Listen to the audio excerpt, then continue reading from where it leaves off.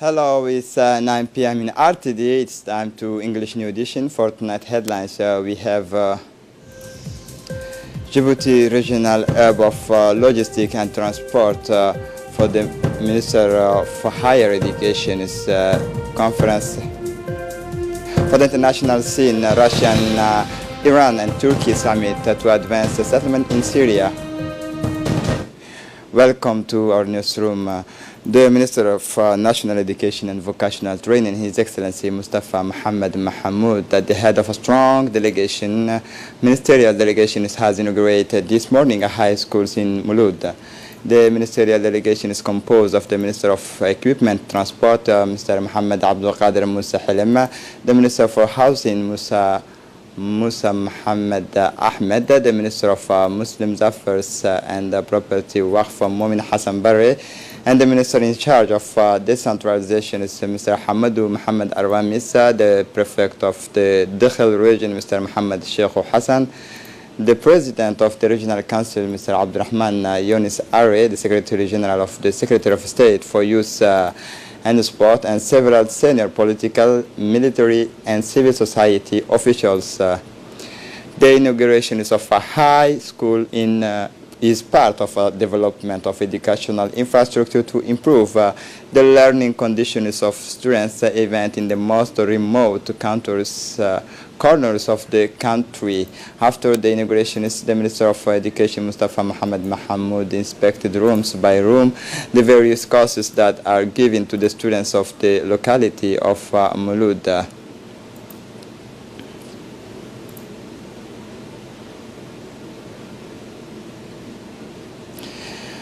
The Minister of Higher Education and Research has organized in partnership with associations of African universities the 10th workshop of African Center of Excellences and the launch of CEA Impact from 18 to 26 February in Djibouti, Kempeski Palace and the University of Djibouti.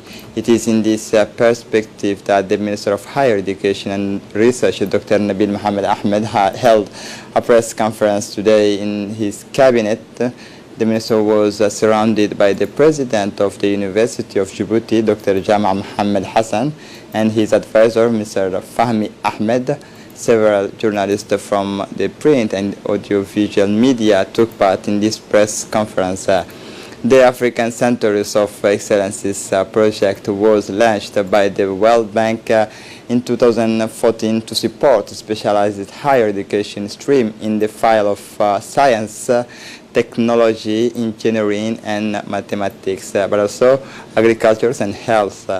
The EI is an innovative regional response to make higher education more relevant to Africa's development.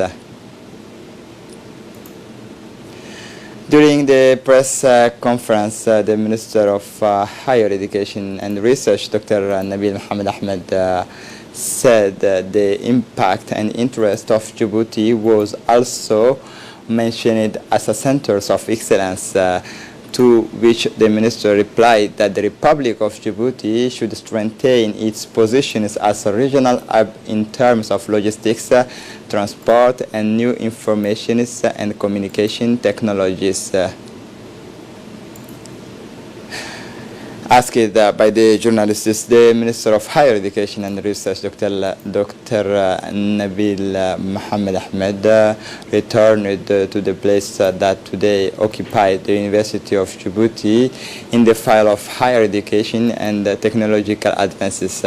He said that since its inception, the University of Djibouti has made enormous progress in almost in all areas of higher education, he said.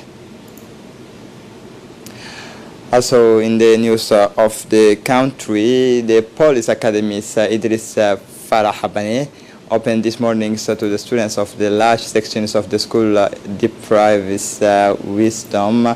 Indeed, after having received just the students of the small sections and average Wednesday of yesterday, today was 150 students of the sections to benefit from the operations welcome first at the amphitheaters by the director of the academy, the Lieutenant Colonel Ilmi Daher and the monetarians of the establishment. A small ceremony was held with the recitations of a verse from the Quran, followed by the national anthems and a few words of welcome from the director of APFA.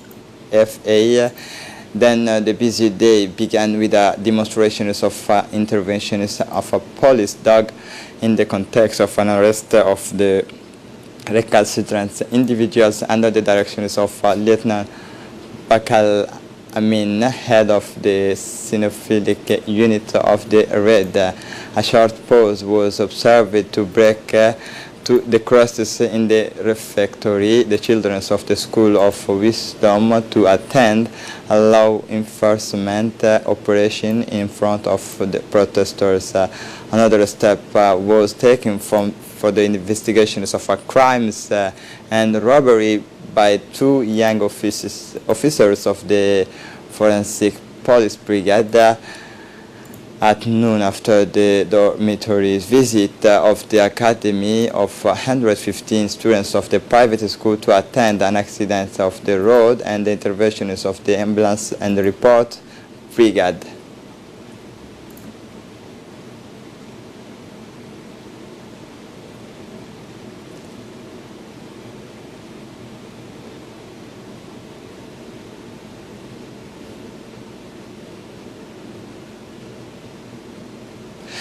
Yesterday, a road traffic accident occurred on the National Road 1 at the peak 13 level. It is a Mitsubishi branded bus carrying 13 passengers, including the drivers from Ali Sabih and heading to Djibouti. Arriving at the descent of peak 13, the driver loses control of his vehicle and leaves the road to the right in relation to its directions of travel. Thus, the bus overturned and came to rest on its right side. In this accident, 19 people were injured, including one seriously. The victims were immediately evacuated to the medical health centers of Arta. The operations of the observations as well as the regulations were ensured by the gendarmes of the PICA 12 Road Safety Brigade. The Gendarmerie High Command reminds motorists that speeding in the main causes of fatal accidents on our roads outside the urban areas.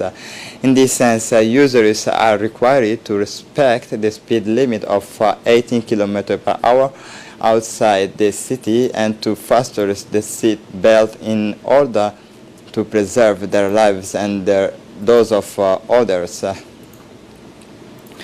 This morning, the Women's Associations of Tajura, known as AFT, chaired by Ms. Hasna Hassan Ali, launched the experimental project to reduce the negative impact of plastic waste on the environment by promoting the decent jobs of women, artisans, the deputy prefect, the vice president of the regional council and the customer authorities, as well as the women of the White City, took part in this event. In her speech, the president of the Women's Associations of Tajura, Ms. Hasna Hassan Ali, emphasized the scope of the project by emphasizing that the project goes beyond the expectations of the craftsmen because the environment concerns the whole region, the countries, the Africa, and the entire planet. Continued, she expressed satisfaction because the day is also historic for the protection of the environment and, of course, of craftswomen, and will inevitably benefit from the economic fallout created by the collections of plastic waste and its recovery. This income-generating project is divided into 3 phases: strengthening the skills of women artisans in the recovery of plastic waste, organizations of collections treatment, and finally making waste to contribute to the fight against poverty through transforming project. For the international scene, the Russian, Iranian, and Turkish president meet on Thursdays in southern Russia to try to revive the settlement to the conflict in Syria. The Islamic State jihadist group is cornered and Washington prepares for its military withdrawal. Syria, where 8 years of conflict left more than 315,000 dead in the week at the centers of an intense diplomatic battle, with a meeting of anti-U.S. coalitions in Munich and a conference on the Middle East in Warsaw in the presence of U.S. Foreign Minister Mike Pompeo and Israeli Prime Minister Benjamin Netanyahu. In Sochi, on the shores of the Black Sea, Vladimir Putin and Hassan Rouhani, allies of the Damascus regime, and Recep Tayyip Erdogan support for Russian rebels must officially focus on initiative to advance the inter-Syrian dialogue. In Warsaw, a controversial conference on the Middle East, Warsaw welcomes delegations from some 16 countries, including the United States, Israel, and Gulf states. Most European countries, except from the United Kingdom, and declined the Polish invitation. This conference, which is officially aimed at promoting peace and security in the Middle East, is perceived by many as an attempt to further isolate Iran.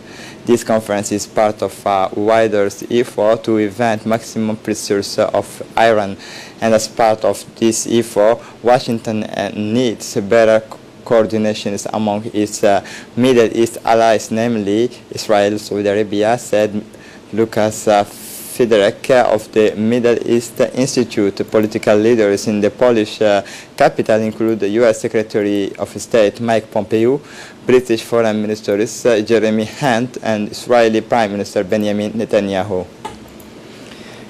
This is it for the news. Thanks for watching us.